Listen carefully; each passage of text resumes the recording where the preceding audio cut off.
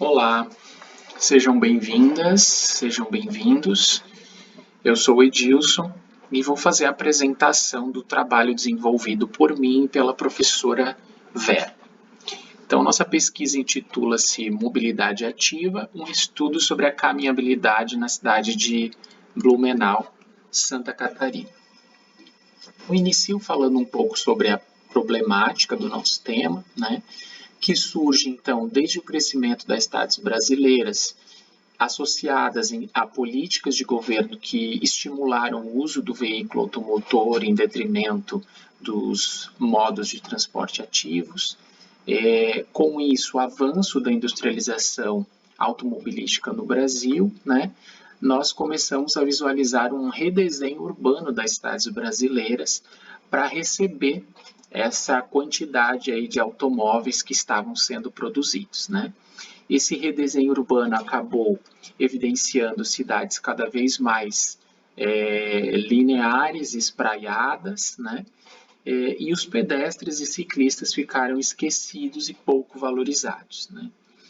Então, com o passar dos anos, acabou-se demonstrando um cenário muito desafiador, que agora nos cabe para uma construção de novas políticas públicas que estejam voltadas a uma mobilidade urbana mais ativa, em especial aos sistemas aí de deslocamento a pé, para que a gente possa retornar as pessoas ao seu papel de protagonista do espaço urbano, na medida em que a gente democratiza ele. Diante desse contexto, a nossa pesquisa, então, teve como objetivo avaliar a caminhabilidade e a sua relação com a acessibilidade e atratividade do espaço urbano em recortes espaciais da cidade de Blumenau. Falando, então, alguns conceitos importantes, Daros salienta que a partir, então, desse crescimento das cidades e essa necessidade de percorrer grandes distâncias, o veículo começou a ter um papel importante aí nas cidades e o pedestre passou da sua condição a ter uma nova condição, a de condutor e a de passageiro, Contudo, ele lembra que, mesmo assim, o pedestre nunca deixa de ser pedestre, pois em algum momento ele fará algum deslocamento a pé, mesmo que mínimo, pequeno. Diante desse entendimento de que nunca deixamos de ser pedestres, é importante que agora a gente repense a maneira como iremos redesenhar as cidades para o futuro, para que a gente possa valorizar, então, os espaços que são voltados aos pedestres e buscar o pedestre como protagonista desse espaço. Para isso, existem hoje, então, maneiras de se avaliar esse espaço urbano, principalmente as questões relacionadas aos deslocamentos a pé. E vários pesquisadores urbanistas, têm se utilizado de várias técnicas.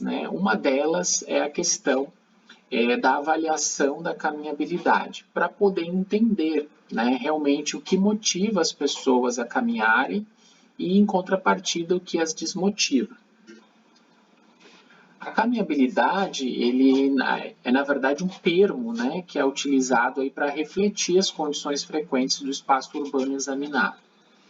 E essa análise ela pode compreender diversas escalas, desde um recorte urbano maior, como um bairro ou uma cidade, assim como pequenos recortes, como percursos e segmentos de vias, que, no caso da nossa pesquisa, é o foco da nossa pesquisa. Além de avaliar esses indicadores, a gente consegue, com eles, descobrir informações importantes sobre quais são os locais mais atrativos para se caminhar e os menos, daqueles que precisam, então, de intervenções para que sejam melhorados. Com isso, surgem os índices de caminhabilidade. Num estudo desenvolvido pela Pires, ela apresentou uma síntese de 23 métodos de avaliação da caminhabilidade existentes, sendo que destes, 13 analisam a microescala, 3 a macroescala e 7 abordam as duas. Vale salientar que as pesquisas que consideram apenas uma visão, seja a macro ou a micro, acabam por não identificar problemas na escala do pedestre. Então, é importante levar em consideração a priorização da escala humana se o objetivo é trazer as pessoas novamente ao seu papel de protagonista do espaço urbano. Bom, diante desse entendimento, então, optou-se por eleger um dos métodos que trabalham as duas escalas, a macro e a micro. Esse método ele foi desenvolvido pela Zabot em 2013, que na verdade é um método desenvolvido pelo Santos. Só que ela fez uma adaptação, ela incluiu alguns itens para serem avaliados aí na pesquisa dela, né? Então, optamos por utilizar o método da Zabot, porque é um método que consiste numa realidade brasileira, né? E vai conseguir aí avaliar algumas questões importantes sobre a caminhabilidade, né? Então, o quadro 1 evidencia todas as variáveis trabalhadas, são ao todo 12 critérios de análise, né? Que a gente observa ali na lateral direita as questões de abordagem, como, por exemplo, o desenho urbano, ele considera a largura das ruas, velocidade dos veículos, facilidade de acesso aos demais meios de transporte, tamanho das quadras, né? A questão da topografia, a inclinação longitudinal, enfim, avalia todos esses 12 critérios com essas questões de abordagem, né? Falando um pouco sobre a cidade onde realizamos o estudo. Então, Blumenau é uma cidade que se localiza a 140 quilômetros da capital de Santa Catarina, que é Florianópolis, e de acordo com o IBGE de 2019, a população estimada para Blumenau é de 357.199 habitantes, né, se classificando na época como a terceira maior população de Santa Catarina, né. Como se observa, né, o território de Blumenau é um território aí linear, né, com uma característica mais de uma cidade mais espraiada, né? Como a Siebert salienta, né, que a área de Blumenau ela foi se dispersando aí ao longo do território, principalmente por algumas condições, como sucessivas cheias, deslizamentos, a própria condição topográfica de um relevo mais acidentado que a cidade apresenta, né? E isso acabou provocando um desenho urbano de um sistema viário de poucas vias arteriais que ligam os bairros ao centro e que é muito ainda proveniente esse desenho urbano do traçado colonial, né, que eram de ruas aí sinuosas e estreitas, né. Então, associado a essas condições, a essas características, o incentivo da mobilidade do veículo individual, né, a cidade hoje apresenta uma série de problemas de congestionamento, assim como várias outras cidades brasileiras, né.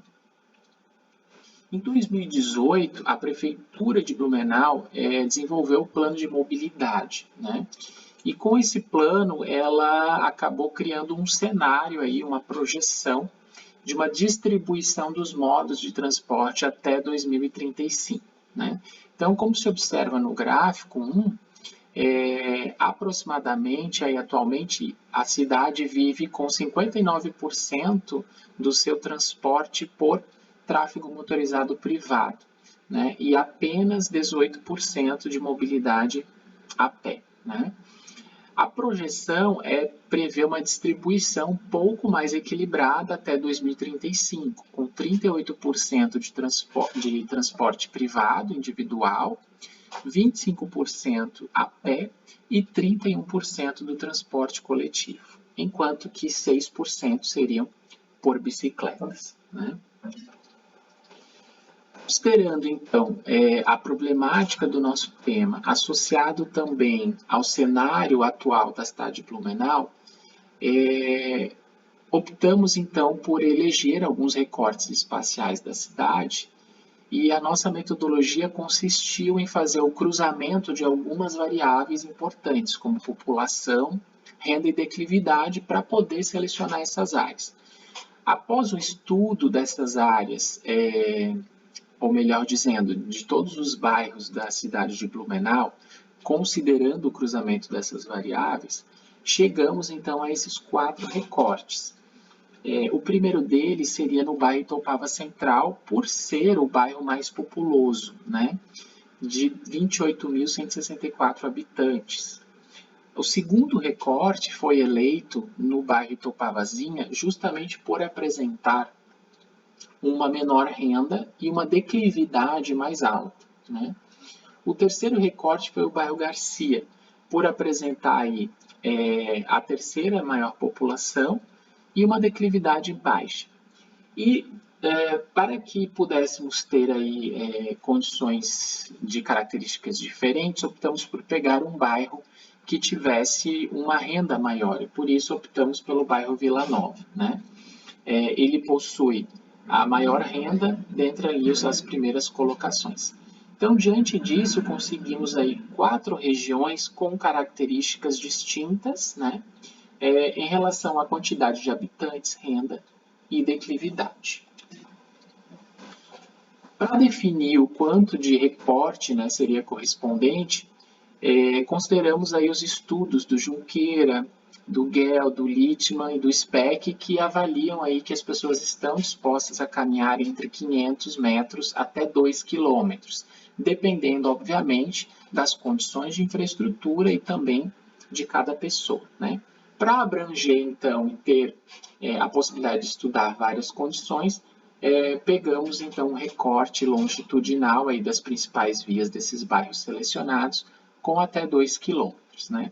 Esses trechos foram analisados individualmente no seu lado esquerdo e direito e receberam pontuações em 3 intervalos. 0 para situações não atendidas, 0,25 para situações parcialmente atendidas e 0,5 quando foi totalmente atendido. Com isso, nós obtivemos, então, uma média, né? E essa média ela é classificada de acordo com a sua prioridade de intervenção, que vai de 0 a 10, começando em situação crítica até pequenas melhorias e aperfeiçoamentos. Além disso, finalizamos a pesquisa com uma pesquisa concaminhante, onde foram entrevistados 73 pessoas. O objetivo era entrevistar 20 pessoas no determinado período de tempo estipulado, né?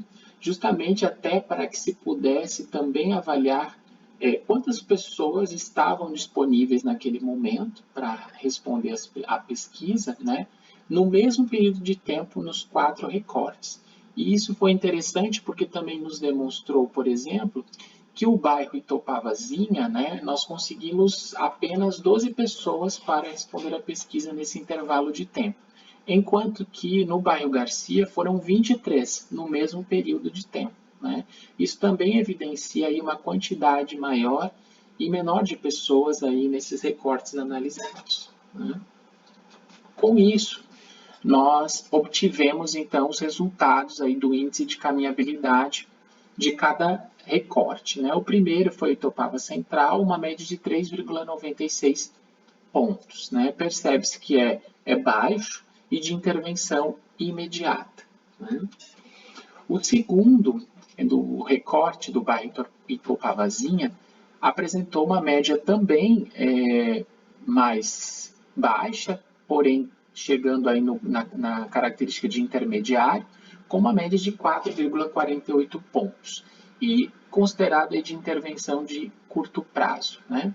A gente observa no gráfico que o trecho 11, né, ele acaba se destacando dos demais. Por quê? Esse trecho ele se localiza exatamente na frente de uma escola, a qual foi requalificado recentemente à época da pesquisa, né? Então, evidenciou-se uma média aí muito satisfatória. Entretanto, é extremamente pontual. Ela não reflete o cenário efetivamente de todo o restante, como a gente observa aí nos demais trechos, né? O índice do bairro Garcia, que é a terceira área, já apresentou uma média muito satisfatória, de 6,76 pontos, necessitando apenas de pequenas melhorias e aperfeiçoamentos, como a gente observa claramente aí no gráfico, né? Algo que é importante também ser ressaltado é que a gente observa que enquanto na área 1 e na área 2 os trechos eram de 15 e 17 trechos, né?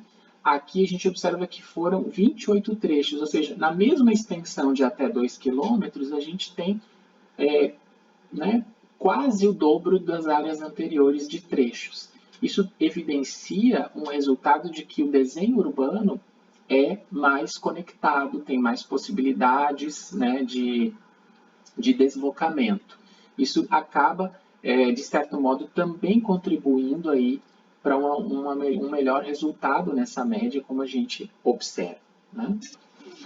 E o último recorte analisado no bairro Vila Nova apresentou também um índice satisfatório de 6,66 pontos, como a gente observa aí necessitando de apenas melhorias e aperfeiçoamentos, né? Então, a gente observa que os últimos dois recortes obteve melhores resultados em detrimento dos dois primeiros recortes analisados, né? É interessante salientar, por exemplo, que esses dados foram correlacionados aí com a entrevista com o caminhante, né? Que evidenciou o seguinte: o perfil do caminhante ele é predominantemente feminino, com idades variadas de 17 até 60 anos, com rendas menores aí nos bairros Itopava Central e Itopavazinha e rendas maiores nos bairros Garcia e Vila Nova, né? Algo que a gente possa aí também fazer uma pré-avaliação, né? Nos dois recortes com os melhores índices são os recortes onde o caminhante apresentou aí uma melhor renda, né? Isso a gente pode se desdobrar em várias outras questões de pesquisas, né? Como, por exemplo, por que esses bairros apresentaram melhores infraestruturas, né? Em detrimento aí dos bairros de Itopava Central e Itopavazinha, que são justamente onde o perfil do caminhante tem a menor renda, né? Os caminhantes apontaram o carro como seu principal meio de transporte em deslocamentos de grandes distâncias, em detrimento do transporte coletivo, né? E para pequenas distâncias, acabam utilizando a caminhada, principalmente com o objetivo de pagar contas, fazer compras, praticar alguma atividade física, e esse tempo da caminhada varia entre 10 a 30 minutos, né? E para finalizar, algumas considerações finais, né? Então, diante desse contexto, essa pesquisa avaliou a caminhabilidade, a sua relação com a acessibilidade e atratividade do espaço, e se pode afirmar seguramente que há uma relação entre esses índices e essas variáveis, né?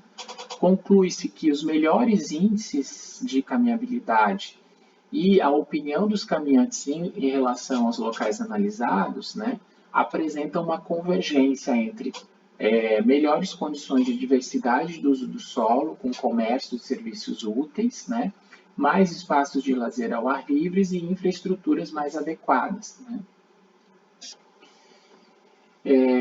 Observou-se também que a caminhabilidade ela é preterida quando as calçadas e os espaços urbanos são inseguros e apresentam muitos obstáculos, mesmo em condições de um relevo irregular de declividade acentuada, ou seja, as condições de infraestrutura acabam se sobressaindo em relação às condições de relevo, né? E, por fim, acredita-se que a caminhabilidade nas áreas pesquisadas exerce uma influência na acessibilidade do espaço urbano, na medida em que evidencia uma relação direta entre a atratividade do espaço, né, somado a boas infraestruturas das calçadas, lindeiros de visuais agradáveis, né, do que apenas as características do relevo acidental, né? Aqui são algumas referências utilizadas nessa apresentação e agradeço a atenção aí de todas e de todos e fico à disposição para maiores esclarecimentos.